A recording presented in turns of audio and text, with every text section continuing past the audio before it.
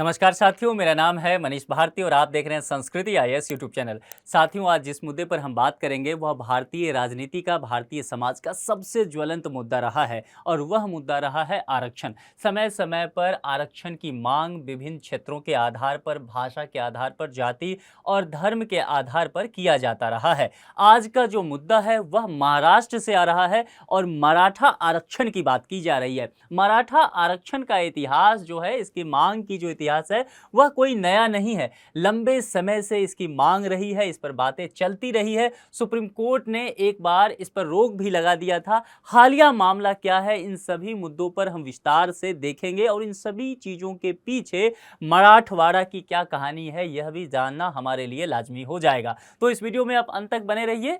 Topic है हमारा, मराठा समुदाय को मिलेगा ओबीसी का दर्जा। तो ओबीसी दर्जा लेने की बात ये कहते रहे कि जितने भी मराठा समुदाय हैं उन सभी को आप ओबीसी का दर्जा दीजिए, ताकि ओबीसी के तहत जो 27% आरक्षण संवैधानिक रूप से उन्हें दिया गया है उसका वो लाभ उठा सके। इस बात पर अभी प्रश्नवाचक चिन्ह लगा हुआ है कि कब मिलेगा, कैसे प्रोसेस होगा, इन सभी चीजों को हम देखेंगे। उससे पहले आपके लिए एक सूचना है और सूचना यह है कि यूपीआरओ एआरओ के जो अभी एग्जाम होने वाले हैं उस एग्जाम को देखते हुए संस्कृति आईएएस ने इससे संबंधित ऑनलाइन कोर्स जारी किया है। इसमें प्रीलिम्स और मेंस दोनों ही सेगमेंट की पूरी पढ़ाई कराई जाएगी। कोर्स की विशेषताओं की बात करूं तो 130 से अधिक कक्षाएं होंगी, प्रतिदिन 2 कक्षा आपको दिया जाएगा। इसके अलावा कोर्स की वैधता जो है 1 वर्ष तक होगा। आप इसे असीमित बार 1 वर्ष तक देख सकते हैं। इसमें 15 टेस्ट लिया जाएगा, जिसमें प्रीलिम्स और मेंस दोनों के ही टेस्ट शामिल होंगे। पीडीएफ के फॉर्मेट में इसका नोट्स आपको उपलब्ध करा दिया जाएगा ताकि आप रिवीजन वगैरह कर सकें। प्रथम 200 विद्यार्थियों के लिए फीस की बात करूं तो केवल 4,999 ही रखा गया है। इसके आरंभ करने की डेट जो है 1 नवंबर 2023 रखा गया है और बैच जो है प्रतिदिन 2 कक्षाओं में होगा। तो एक सुबह के वक्त में रखा गया 8 बजे और दूसरा 4 बजे शाम में। दिए गए नंबर पे आप कांटेक्ट करके इस संबंध में विस्तृत जानकारी ले सकते हैं या फिर संस्कृति आईएएस के वेबसाइट पे विजिट करके वहां कांटेक्ट नंबर दिया है, विस्तृत जानकारी ले करके अपना नामांकन सुनिश्चित करवा सकते हैं। अब लौटते हैं चर्चा की तरफ। चर्चा देखेंगे तो यहाँ है Maratha quota issue, Fadnavis says CM looking into quota issue. Fadnavis कौन है? तो महाराष्ट्र के उप मुख्यमंत्री हैं। तो इनका कहना है कि ये कोटा इशू जो है मुख्यमंत्री इसको देख रहे हैं, इस पर हम विचार चल रहा है, देखते हैं आगे क्या होने वाला है। इसको लेकर के सबसे पहले कुछ प्रमुख बिंदु हैं उसको देख लीजिए। मराठा समुदाय के लिए आरक्षण की मांग को लेकर आमरण अनशन पर बैठे हुए हैं मराठा आरक्षण के कार्यकर्ता, जिनका नाम है मनोज जारंगे पाटिल। और इनके अनशन का 5वां दिन हो चुका है और इनकी हालत जो है डॉक्टर का कहना है कि काफी नाजुक बना हुआ है। जैसा कि मैंने कहा कि यहाँ पर आमरण अनशन की बात इन्होंने कहा कि या तो सरकार हमसे बात करे, इस मुद्दे का समाधान करे, हमें आरक्षण दे, अन्यथा जब तक मैं मर नहीं जाता तब तक मैं अनशन करता रहूंगा, भोजन ग्रहण नहीं करूंगा। इसी बात को लेकर के जो है यहाँ पर फडणवीस साहब ने बातें कही है कि मुख्यमंत्री स्वयं इस सब चीजों को देख रहे हैं। मुख्य बिंदु क्या है? पाटिल जो है 25 अक्टूबर से ही भूख हड़ताल पे हैं, लगातार मराठा समुदाय के लिए आरक्षण की मांग वो करते रहे हैं। उनका कहना क्या है, उनके तथ्य क्या है, तर्क क्या है, इसको समझिए। सितंबर 1948 तक निजाम का शासन खत्म होने तक मराठाओं को कुणबी माना जाता था और वे ओबीसी माने जाते थे। ध्यान रखना है, कुणबी ये शब्द जो है चर्चा में आ गया है। इस शब्द को कहीं अलग से नोट कर लीजिए, क्योंकि ऐसे टॉपिक पर, ऐसे शब्दों पर यूपीएससी की पैनी नजर रहती है और ये शब्द अब काफी चर्चा में आने वाला है। तो इनका कहना है कि देखिए जनाब, ऐसा है कि सितंबर 1948 तक जो यहाँ पर निजाम का शासन जब तक खत्म होने तक क्या हुआ था कि मराठा जितने भी थे उनको कुणबी माना जाता था और कुणबी जो है ओबीसी हैं। इसीलिए आप क्या कीजिए, जो कुणबी जाति हैं, जितने भी मराठा हैं, इन सभी मराठाओं को आप कुणबी जाति का दर्जा दे दीजिए पहले तो। और कुणबी जाति जो है ओबीसी में आते हैं तो फिर सारे मराठा जो हैं ओबीसी में आ जाएंगे और फिर ओबीसी में आ गए तो जो 27% का आरक्षण है फिर उन्हें अपने आप मिल जाएगा। तो ये इनका कहना है। तो राज्य सरकार कह रही है कि हम इस चीज को देख रहे हैं, लेकिन इनका जो कहना है पाटिल साहब का, इनका कहना है कि आप जब तक हमसे आकर के बातचीत नहीं करते हैं औपचारिक तौर पर, तब तक मैं अपना अनशन समाप्त नहीं करूंगा। सरकार के, जैसे मैंने कहा, सरकार ने हमेशा ही कहा है कि सरकार मराठा समुदाय को कुणबी जाति प्रमाण पत्र की मांग पर विचार कर रही है। क्योंकि देखिए, मराठा समुदाय को कुणबी जाति प्रमाण पत्र मिल जाता है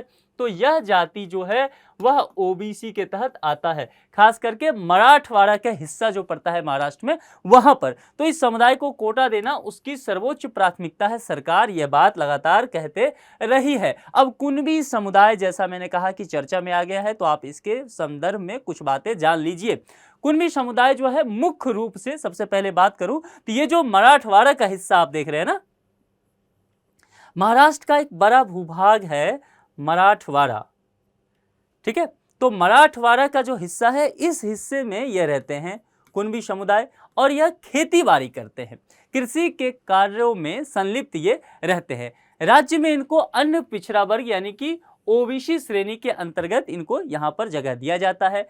अब मराठवाड़ा क्षेत्र में महाराष्ट्र का हिस्सा बनने के बाद इस समुदाय को मराठा के रूप में गिना जाने लगा, यानी कि जब ये मराठवाड़ा जो है महाराष्ट्र का हिस्सा बना, यहाँ कुणबी समुदाय रहते थे जो कि ओबीसी में आते थे, जब ये मराठवाड़ा महाराष्ट्र में आया तो इनको भी मराठा के रूप में गिना जाने लगा। यही बात मांग जो है पाटिल कर रहे हैं कि बाकी जितने भी यहाँ के जो कुणबी हैं उनको तो आप मराठा मानते हैं, आरक्षण भी देते हैं ओबीसी का, तो महाराष्ट्र के बाकी जितने भी हिस्से में मराठा हैं उन सभी को आप कुणबी ही मानिए जो कि मराठवाड़ा में जैसे रहते हैं, और उनको प्रमाण पत्र, जाति प्रमाण पत्र कुणबी का दीजिए। इससे क्या होगा कि महाराष्ट्र में रहने वाले जितने भी मराठा हैं वो सभी क्या हो जाएंगे, ओबीसी हो जाएंगे, और वे 27% आरक्षण का आनंद ले पाएंगे। यह कहना है।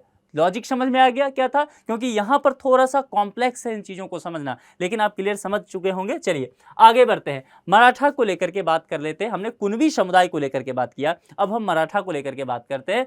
मराठा जातियों का एक समूह है जिसमें किसानों और जमींदारों के अलावा अन्य कुछ समूह भी शामिल हैं। राज्य की आबादी की बात करें, महाराष्ट्र राज्य की आबादी का, तो लगभग इनकी जो जनसंख्या है कुल आबादी में वह 33% है, और अपने आप में यह अच्छा खासा संख्या है। यानी कि 33% अगर इनकी आबादी है, तादाद है महाराष्ट्र की जनसंख्या में, तो राजनीतिक रूप से समझ लीजिए यह मजबूत हो जाएगा। तो जो भी पार्टी यहां पर इनको लाभ देगी आरक्षण का, उस पार्टी का सत्ता में लंबे समय तक रहना जो है वह सुनिश्चित हो जाएगा। तो ये एक राजनीतिक मुद्दा भी बना हुआ है। देश में जब भी आरक्षण की बात होती है तो निश्चित तौर पर यह सामाजिक मुद्दा तो होता ही है, लेकिन यह राजनीतिक मुद्दा भी बन करके आ जाता है। अधिकांश मराठा जो है मराठी भाषी हैं, किंतु सभी मराठी भाषी व्यक्ति मराठा समुदाय से नहीं है। यह भी एक लॉजिक है, और कुणबी समुदाय को लेकर के जब बात की जाती है तो यही यहाँ पर बातें होती है। ऐतिहासिक रूप से उनकी पहचान बड़ी भूमि जोत वाले योद्धा जाति के रूप में की गई है। हालांकि पिछले कुछ वर्षों में सामाजिक और शैक्षिक रूप से पिछड़े वर्ग यानी कि SEBC श्रेणी के तहत सरकारी नियुक्तियों तथा शैक्षणिक संस्थानों में आरक्षण की मांग जो है ये लगातार करते रहे हैं। अब मराठा आरक्षण की मांग का जरा हम इतिहास देखते हैं कि यह कब से शुरू हुआ, इसका लंबा सफर जो है वो कैसे हुआ। 2017, देखिए मांग तो लगातार चलता ही रहा था, 1948 से ये सब चीज़ें चल रहा है, लेकिन 2017 में कुछ पहल हुआ इस काम को करने के लिए, और NG गायकवाड़ की अध्यक्षता में एक आयोग का गठन किया गया। उस आयोग ने कुछ सिफारिशें दी, और उस आयोग ने सिफारिश देते कहा कि मराठों को शैक्षणिक और सामाजिक रूप से पिछड़े वर्ग के तहत आरक्षण दे दिया जाना चाहिए। इस आयोग का यह कहना हुआ। उसके बाद ये 2017 में होता है। उसके बाद क्या होता है, 2018 में महाराष्ट्र विधानसभा ने मराठा समुदाय के लिए 16% आरक्षण का प्रस्ताव वाला विधेयक एक लाया था, और यह विधेयक महाराष्ट्र विधानसभा ने पारित भी कर दिया। फिर 2018 में जब विधेयक यह पारित हो गया 16% आरक्षण मराठाओं को लेकर के, तब मामला पहुंच कहां जाता है, यहां के बॉम्बे के हाई कोर्ट में, और हाई कोर्ट ने आरक्षण को बरकरार रखते हुए कहा कि इसे 16% के बजाय शिक्षा में इसको बांट दिया, 2 भागों में विभक्त कर दिया। हाई कोर्ट ने कहा कि हम जो है आपसे 16% का जो आपने विधेयक पारित किया है उसे हम रद्द नहीं करते हैं, पर मेरा एक सुझाव है, मेरा एक तर्क है, उसे आप मान लीजिए। तो कहा गया कि ठीक है बताइए। तो हाई कोर्ट ने कहा कि ये जो 16% है ना, इसको आप 2 भागों में विभक्त कर दीजिए, और एक क्या कीजिए कि शिक्षा में 12% का आरक्षण दे दीजिए, और नौकरियों के लिए 13% कर दीजिए। इस तरह से चीजों को थोड़ा सा बांट दिया गया। इसके अलावा वर्ष 2020 में यह मामला जो है सर्वोच्च न्यायालय के तहत किया, और सर्वोच्च न्यायालय ने वर्ष 2020 में कहा कि इसके कार्यान्वयन पर कुछ आपत्ति हमें है, इसीलिए इस 16% आरक्षण पे हम तत्काल रोक लगा देते हैं। ये सुप्रीम कोर्ट ने कहा और सुप्रीम कोर्ट ने इस मामले को एक बड़ी पीठ के लिए भारत के मुख्य न्यायाधीश के पास भेज दिया, सीजेआई के पास भेज दिया कि अब आप इस मामले को देखिए, हमने तो रोक लगा दिया है, हमसे बड़ी पीठ एक बिठाइए और यह मामले पर आप इस पर फिर सुनवाई शुरू कीजिए। वर्ष 2021 में फिर सुप्रीम कोर्ट ने कुछ कहा इसको लेकर के और हवाला दिया इंदिरा साहनी केस जो है 1992 का। और इंदिरा साहनी केस पर हम कई बार चर्चा कर चुके हैं। जब भी आरक्षण की बात आएगी, इंदिरा साहनीवाद जो है 1992 का, वह अपने आप में बहुत महत्वपूर्ण हो जाएगा। भारत का एक फेमस केस है, तो इसको अच्छे से स्टडी कर लीजिए। इसको हवाला देते हुए सर्वोच्च न्यायालय ने कहा कि देखिए, इंदिरा साहनी केस 1992 जो हुआ था, उसमें यह निर्धारित किया गया था कि आरक्षण पर 50% की सीमा रहेगी, यानी कि 50% से आरक्षण आगे नहीं बढ़ेगा। ठीक है, तो इसको लेकर के कहा कि यदि आप ये 16% का आरक्षण दे रहे हैं तो 50% का आरक्षण तो ऑलरेडी लागू है, 16 और हो जाएगा तो कितना हो जाएगा, 66% आरक्षण हो जाएगा। इसलिए 50% आरक्षण की जो सीमा तय की गई है इंदिरा साहनीवाद 1992 में, यह 16% का आरक्षण मराठाओं के लिए जो है उसको तोड़ रही है। इसीलिए इस पर हम रोक लगा देते हैं और 2021 में मराठा आरक्षण को इस तरह से सुप्रीम कोर्ट ने रद्द कर दिया। अब यहां से मामला फिर जो है वह ज्वलंत हो गया था। वर्ष 2022 में नवंबर का महीना था, उसमें सर्वोच्च न्यायालय ने राज्य सरकार ने कहा कि जब तक मराठा आरक्षण का मुद्दा हल नहीं हो जाता है, सर्वोच्च न्यायालय यहां कुछ जो है रास्ता दिखाती हुई राज्य सरकार को नजर आती है और कहती है कि देखिए, जब तक ये मुद्दा इसका समाधान नहीं हो जाता है, क्योंकि बहुत ज्यादा मामला वहां बढ़ रहा था महाराष्ट्र में, महाराष्ट्र के प्रशासन के समक्ष जो यह एक बड़ा मुद्दा बन गया था, शासन प्रशासन को चलाना बिल्कुल मुश्किल हो गया था, लोग सड़कों पर उतर आए थे। तो सुप्रीम कोर्ट के लिए जरूरी था कि कुछ बीच बीच का एक रास्ता बताए राज्य सरकार को। तो उन्होंने कहा कि देखिए, जब तक ये मुद्दा हल नहीं हो जाता है, तब तक आप क्या कीजिए कि समुदाय के आर्थिक रूप से कमजोर जो सदस्य हैं उसको ईडब्ल्यूएस के तहत जो आरक्षण दिया गया है उस कोटे का लाभ उठाने दीजिए। ईडब्ल्यूएस, इकोनॉमिकल वीकर सेक्शन जो है, इसके तहत कितना दिया गया था आरक्षण, 10%। तो उन्होंने कहा कि 16% जो आरक्षण आप अलग से दे रहे हैं उसे आप मत दीजिए, बल्कि आर्थिक रूप से इस समुदाय के जो कमजोर लोग हैं उसको आप क्या कीजिए, आरक्षण दीजिए। और वो आरक्षण किसके तहत दीजिए, ईडब्ल्यूएस के तहत दे दीजिए, हम इसमें कोई रोक नहीं लगाएंगे। यह बात जो है सुप्रीम कोर्ट कहते हुए नजर आती है। तो अभी मामला इतना ही पर फंसा हुआ है, उसी समय से ये मामला जो है लगातार चला हुआ है और अब जो है पाटिल साहब आमरण अनशन पर बैठे हुए हैं।